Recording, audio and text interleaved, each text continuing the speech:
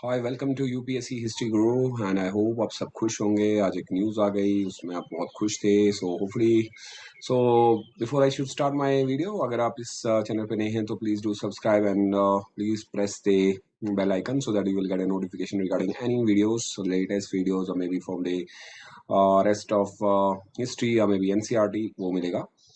आज हम एक बहुत ही इम्पोर्टेंट, आई होप सब बहुत खुश होंगे, खासकर वो बच्चे जो यूपीएससी प्री की एग्जाम की तैयारी कर रहे थे। एंड रिसेंटली जो है it was like predefined, I think कि UPSC is going to reschedule this exam because of कोविड-19। तो उन्होंने एक नोटिफिकेशन जारी कर दी कि हम ये एग्जाम इस बार जो है 4 अक्टूबर को, sorry I am extremely sorry, on 27 June को जो होने वाला था, it had been held be on 20 October 2021। So due to the क्या notification है, जरा वो पढ़ लेते हैं पहले से। Due to the prevailing condition caused by the novel coronavirus and COVID-19, the Union Public Service Commission has deferred this civil service pre-examination, which was scheduled to be held on 27 June. Now this examination will be held on 10 October 2021. So बहुत खुशी हुई बच्चों को देख के कि यार चलो एटलीस्ट इस महामारी में उन लोगों को थोड़ा सा और एक्स्ट्रा टाइम मिलेगा अपनी प्रिपरेशन करने के लिए। अब सवाल ये बनता है कि कुल मिला के अगर मैं इसको पूरा देखूं कि कितना टाइम है, तो अभी मैं कुल मिला के ये कह सकता हूँ कि आपके पास नियर अबाउट 4 मंथ और कुछ 27 डे के करीब है। इट इंक्लूड लाइक अगर मैं देख लूं तो इस तरीके से बनते हैं, या may be we can call it like sir 4 month ही ले लेते हैं, लेकिन जबकि 25 डेज भी बहुत वैल्यू रखते हैं 27 डेज। तो हम स्ट्रेटेजीज को थोड़ा सा प्री डिफाइन करके ऐसा कर सकते हैं कि सर एक अच्छा समय है और उनके लिए जिन्होंने यूपीएससी प्री देना था और उनसे कुछ टॉपिक रह गए। अब टॉपिक क्यों रह गए उनसे? क्योंकि टाइम नहीं मिला या फिर उनको बहुत जल्दी थी and they were preparing for the mains examination as well at the same time they were preparing for the optional subject, so they won't get time to now get into the depth of the pre examination. So this is one of the huge, I can say, इससे better आपको gift कोई नहीं मिल सकती। And और वो भी तब जब आप सब डिप्रेशन का शिकार हैं, परेशान है, एग्जाम किस तरीके से होगा, करंट अफेयर किससे रिलेटेड आएंगे। सो बेटा ये टाइम आपके लिए एक बहुत बड़ी खुशखबरी लेके आया है। अब आपको करना क्या है वो जरा समझ लीजिएगा। दिक्कत यहाँ पे होना स्टार्ट होगी कि सर अब तो हमारी नोटिफिकेशन भी आ गई, अब हम 10 अक्टूबर को अपने दिमाग में लेके चल रहे हैं, अब हमारे पास समय है। अब प्रॉब्लम यहाँ पे दो होने वाली है भाई। या तो आप बहुत लेथार्जिक हो जाएंगे, लगेगा ईज अब तो टाइम है, कल तक जो आपने अपना टाइम टेबल बनाया था उसमें बहुत चेंज आना शुरू हो जाएगा। यानी कि मॉर्निंग में उठना था, आप सुबह उठ जाते थे, फिर रिवीजन करना टाइम था, आप टेस्ट सीरीज दे रहे थे, आपके पास एक टारगेट था कि इस मुझे बाय हुक और बाय क्रूक 27 जून से पहले पहले अपना ये पोर्शन खत्म करना। ये तो बहुत सारी चीजें आपने करके रखी थी। अब उसमें क्या होगा, एक टर्न आएगा, टर्न इन ट्विस्ट दोनों चीजें आएंगी। या तो आप बहुत बैकवर्ड चले जाएंगे या बहुत फॉरवर्ड चले जाएंगे, लेकिन मैं यही कहूंगा कि please don't try to change anything. कुछ चेंज करने की जरूरत नहीं है। अब बहुत सारे यूट्यूब पे वीडियोस आ जाएंगे कि आपको ये करना है वो करना है, भाई कुछ भी नहीं करना होता है। कुछ इसलिए नहीं करना है, देखिए दिमाग एक आपकी मेंटल चीजों के ऊपर, आप आइडियाज के ऊपर, आप यूपीएससी की तैयारी कर रहे हैं तो भाई आपको कितनी गाइडेंस की जरूरत है, तो पहले आप ये तय कर लीजिए। पहली चीज ये है कि now you are in the stage, अब मिडल में है, अब बीच में आ चुके हैं ना, आपके पास पीछे कुछ है। आप फॉर एग्जाम्पल अगर आप तो बिगनर हो नहीं कि आपको कोई नई चीज नोटिफिकेशन के थ्रू पता चली, सिर्फ इतना हुआ कि एग्जाम एक्सटेंड हो गया, उसका क्या फायदा होगा सर? टाइम मिला है। तो अब बात हम टाइम की करते हैं, यानी कि जो 27 जून को होना चाहिए था वो आज 10 अक्टूबर को हो रहा है। तो भाई इसमें कौन सा तूफान आ गया? सिर्फ ये हुआ है कि समय थोड़ा बढ़ गया है। अब सोच लें कि ये समय अगर नहीं बढ़ता तो, मैंने हमेशा एनालिटिकल पर्सपेक्टिव में कहा, तो क्या करते आप? स्ट्रेटेजीज क्या होती? सर वही होती जो अभी है। सो अगर इसको एग्जाम को आगे लिया, थोड़ा बहुत चेंज करने की जरूरत है, but please stick to same notes, same books, same topic in same way. Don't ever try to change the time table. पहली बात तो ये, क्योंकि सब गंदा, सब उलझन आ जाएगी। उसमें सिर्फ एक चीज चेंज करनी है। जहां पे आप एक बुक को 1 घंटा देते थे, अब उस बुक को चेंज करके 2 घंटा करना है, मिसाल के तौर पे। क्योंकि रिवीजन बहुत जल्दी होता है, आप बहुत फास्ट फास्ट करने की कोशिश कर रहे थे, आप सोच रहे थे कि टाइम नहीं है सर, तो हम किसी तरीके से जल्दी जल्दी फिनिश करेंगे और फिर दूसरे सब्जेक्ट पे। अब उसमें कुछ नहीं करना है, अब उसमें चेंज लानी है। चेंज कैसे होगी वो भी हम लोग देख लेंगे। फॉर एग्जाम्पल अगर मेरे से कोई बच्चा पूछता है कि सर अब मेरे मेरे पास इंटायरली अब ये है जो आप देखेंगे, ये है आईएएस प्री एग्जामिनेशन का, और मेंस का भी तो सेम ही है वैसे। ये हमारे पास पूरा प्री का जो हमारा जनरल स्टडी का सिलेबस है वो ये है। अब देखिए ऊपर लिखा है कि current affairs of national and international importance. अभी आपका सबसे ज्यादा दिमाग जो दौड़ना चाहिए वो जोड़ना चाहिए कि आपको सुबह मॉर्निंग में अंदर करंट अफेयर्स को खत्म करना। अब करंट अफेयर्स आपके लिए इंपॉर्टेंट है। अब बच्चे मुझसे ये सवाल कर रहे हैं कि सर क्या जो यूपीएससी एग्जाम लेगा उसमें करंट अफेयर्स कहां तक पूछेगा? भाई यूपीएससी है ना, ये प्रिडिक्ट करता नहीं कोई है। अभी जो करंट अफेयर्स होगा, जो अभी की चीजें भी होंगी वो अभी आपको यूपीएससी में पूछी जाएंगी। तो ये दिमाग में निकाल देना कि बस मैं जून से पहले पहले, क्योंकि पेपर बन चुका है, भाई ऐसा कुछ भी नहीं होता है। दिमाग याद रखिए कि ये आप एक ऐसे एग्जाम के लिए जा रहे हैं जहां पे कोई भी ट्रिक नहीं चलती है, जहां पे कोई टीचर आपको ये नहीं कह सकता कि ये एग्जाम ऐसे क्वालिफाई किए। ये एग्जाम पढ़ के ही क्वालिफाई होगा और आपको अकॉर्डिंगली एग्जाम की डिमांड के हिसाब से आगे बढ़ना है। आपकी अगर डिमांड पूरी नहीं है तो ये एग्जाम आपसे क्वालिफाई नहीं होगा। अब हम जरा इन महीनों को जरा डिवाइड कर लेते हैं, यानी कि मैं कुल मिला के 4 महीने और 27 दिन या फिर 4 महीने 25 दिन ही रख लेते हैं। डिवाइड कर लीजिए। डिवाइड ये कर लीजिए कि करंट अफेयर्स को आप छोड़ नहीं सकते, वो आपको डेली बेसिस पे पढ़ना पड़ेगा और वो आपको पढ़ना ही पढ़ना है, क्योंकि उसके बिना आपका कोई काम होने वाला नहीं है। तो द हिंदू पढ़ें या इंडियन एक्सप्रेस पढ़ें या टाइम्स ऑफ इंडिया पढ़ें या फिर आप मैगजीन का है आपके पास या फिर आपके पास दैनिक जागरण है जो हिंदी वाले माध्यम के बच्चे, भाई हर किसी को करंट अफेयर्स पढ़ना पड़ेगा। और जो यूपीएससी प्री के एग्जाम के लिए जाते हैं, मुझे ये समझ में नहीं आता वो कैसे कहते हैं कि मॉर्निंग में उठ के हम लोगों को पहले रिवीजन करना पड़ता है, हम करंट अफेयर्स नहीं पढ़ते, हम बाद में शाम को सवेरे पढ़ेंगे। ऐसा कुछ भी नहीं है।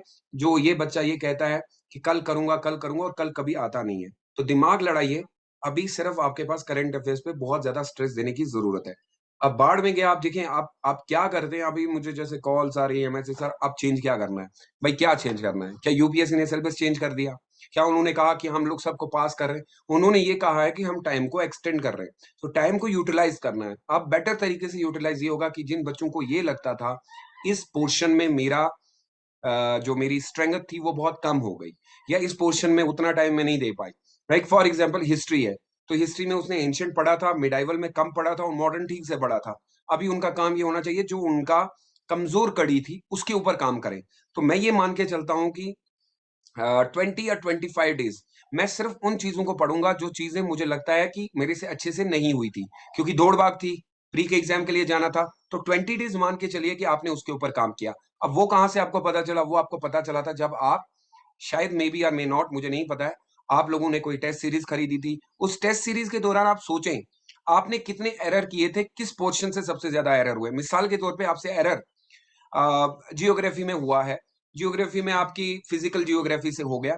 आप एक काम करें, आज पहले वो स्टार्ट करें जो एरिया आपके कमजोर कड़ियां हैं, क्योंकि जिनके पास जो ऑलरेडी आपने पढ़ा हुआ है, जिसके ऊपर आपको लगता है कि मैं स्ट्रांग होल्ड है, अभी उसको छेड़ने की जरूरत नहीं है। ये समय यूटिलाइज करने का है उन एरियाज के ऊपर जिन एरियाज के ऊपर आप बिल्कुल कमजोर हो।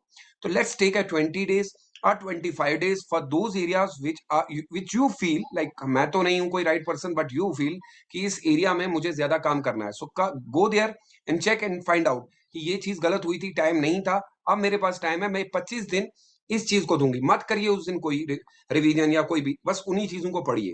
अब ये 25 डेज जब कंप्लीट हो जाएंगे आपके, तो बचते हैं आपके पास 4 महीने। अब इस 4 महीने को डिवाइड कर देते हैं। 4 महीनों को भी अगर मैं डिवाइड करूं तो देखिए टाइम कितना मिलता है हमारे पास से। Portion 1 current affairs, portion 2 history, portion 3, portion 4, 5, 6, 6, 1 2 3 4 5 6 7 I think, या जनरल साइंस लेके। तो इन पोर्शंस के ऊपर अगर आप देखेंगे तो ये मैं ये समझता हूं कि करंट अफेयर्स तो डेली पढ़ना है। हिस्ट्री को सर मैं नियर अबाउट 15 दिन या 20 दिन और दूंगी, जो रिवीजन करना है, बस खाली revision. You are not going to change anything your notes और बुक। अब इसमें इस बीच में ये नहीं करना है कि मैंने आर एस शर्मा भी पढ़नी है, मैंने वो भी पढ़ना है। जो बुक पढ़ रहे थे उसी बुक का रिवीजन करना है। अब 10 दिन 15 दिन, क्योंकि टाइम आपके हिसाब से बनेगा, मेरे हिसाब से नहीं बनेगा। मैं यहाँ से नहीं हूँ गाइड की प्रॉपरली आपको बताऊं। 15 दिन। अब आप ये 4 महीने में डिवाइड करो। सोचो कि आपने हिस्ट्री को 20 दिन देने हैं, इकोनॉमिक को 20 दिन देने हैं, एक उसके बाद आपकी जनरल इश्यूज जो हैं उनको 20 दिन देने हैं, जनरल साइंस को 10 दिन देने हैं। इस टाइम को फॉलो करो। अब ऐसा भी नहीं है कि आपने सारा 20 दिन उसी को दे दिया, तो उसमें भी डिवाइड होगा। 7 से 8 घंटे के बीच में हिस्ट्री, इंडियन पॉलिटी को इतना सा टाइम। तो दिन में भी अगर 2 सब्जेक्ट आप ले रहे हैं, लेकिन फिर से सवाल वही आता है, क्या सर मुझे अपने नोट्स को चेंज करना पड़ेगा? जहां आपको लग रहा है कि अब करंट अफेयर से उसको अपडेट करना है, do update. Never ever try to go and change the entire books and with notes. Please follow. इस एग्जाम में वही क्वालिफाई करता है जो एक ही बुक पे रहता है, एक ही नोट पे रहता है, जो बार बार उसी नोट का रिवीजन करता है। आपको रिवीजन करना पड़ेगा, उसके बिना कोई चारा नहीं है। लेकिन पहले 20 और 25 दिन मैं उन चीजों पे काम करूंगा जो चीजें मुझे लग रही थी कि बहुत कमजोर हूं मैं। अपने एजुकेटर को ढूंढिए, अपने मेंटोर को ढूंढिए, अपने गाइड को ढूंढिए जिसके पास आपने पढ़ा है या जिससे आपने गाइड किया, जिसने आपको थ्रू आउट द ईयर आपने पढ़ाया है। उसके पास कुछ चीजें पेंडिंग है, फॉर एग्जाम्पल उससे गाइड, क्योंकि गाइड का होना बहुत जरूरी है इन टर्म्स ऑफ अभी के लिए। तो उनसे पूछ लीजिए कि सर ये 20-25 दिन है, हमें ये वाला टॉपिक जो है वो समझ में नहीं आया है, इस टॉपिक पे एक वीडियो बना दें या इस टॉपिक पे क्लास ले लें सर, ताकि हमारी ये प्रॉब्लम दूर हो जाए। क्योंकि पिछले दिनों में टेंशन थी, हम क्लास नहीं ले पाए या कुछ पेंडेमिक की वजह से, उस पे क्लास भी ले सकते हैं हम। उस पोर्शन के ऊपर फिर से दोबारा काम किया जा सकता है। ये अच्छा होगा कि एग्जाम से पहले ही आप लोग उस पे काम, हो सकता है मे बी जिस पोर्शन को आप छोड़ के जा रहे थे वहीं से क्वेश्चन बन गए तो।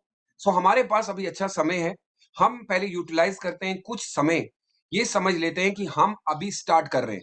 वो एरिया जिस एरिया में आप बहुत कमजोर हो, मेक ए लिस्ट, अपने पास बैठे आराम से, आज you have a lot of time, go find out. अब इसी यूपीएससी के सिलेबस में फाइंड आउट करें कि वर्ल्ड जियोग्राफी में मुझे कौन कौन सा पोर्शन बहुत कमजोर लगता है, फिजिकल जियोग्राफी में कौन सा पोर्शन कमजोर है, सोशल इकोनॉमिक में कौन सी प्रॉब्लम, हिस्ट्री का कौन सा पोर्शन मुझे बिल्कुल भी समझ में नहीं आया, जिसको मैं छोड़ के जा रही थी। इनकी एक लिस्ट तैयार करें, इस लिस्ट में फाइंड आउट करें, टीचर से कंटेक्ट करें या खुद से पढ़ना है आपको वो फाइंड आउट करें, make a time table and finish that.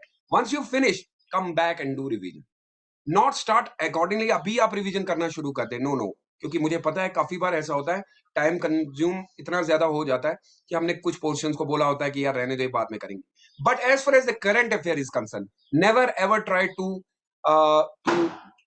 No, जो फॉर एग्जाम्पल जो द हिंदू की मैं बात कर रहा हूँ, उसको don't try to skip that portion, because that will be important till जब तक आपका एग्जाम नहीं होता है।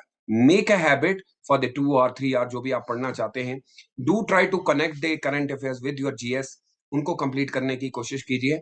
And my suggestion will be same, and I am not going to tell you the change entire. अब बहुत सारा वीडियोस आ गए, अब आपको इस तरीके से ये करना है, इस तरीके क्या करना है, नेवर है, कुछ नहीं करना है, वही करना है जो किया है, सिर्फ चेंज ये करना है। जो पोर्शन प्री में मैं छोड़ के जा रही थी या जा रहा था, जिस पोर्शन पे मैंने ज्यादा ध्यान नहीं दिया है, पहले 20-25 दिन सर मैं अब वही काम करूंगा।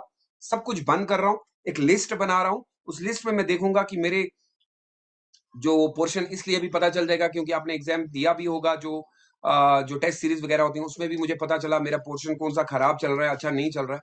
उस पर लिस्ट बनाओ, टीचर को सेंड करो, खुद फाइंड आउट करो और जाओ, और वो 20-25 दिन उसी पे दे दो। आओ वापस, फिर रिवीजन स्टार्ट करो वहीं से जहां से आपने नोट्स को छोड़ा था।